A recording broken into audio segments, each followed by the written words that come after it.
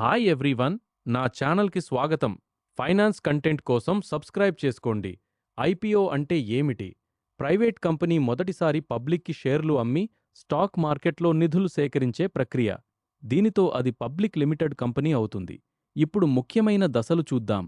మొదట company board ఐపీఓకి నిర్ణయం తీసుకుంటుంది. తర్వాత ప్రైవేట్ నుంచి పబ్లిక్ కంపెనీగా మారుతుంది. సెబీ అప్రూవ్డ్ మర్చెంట్ బ్యాంకర్లను నియమించి ఆడిట్ మరియు డ్యూ డిలిజెన్స్ చేయిస్తారు. డిఆర్హెచ్పి సిద్ధం చేసి సెబీకి సమర్పిస్తారు.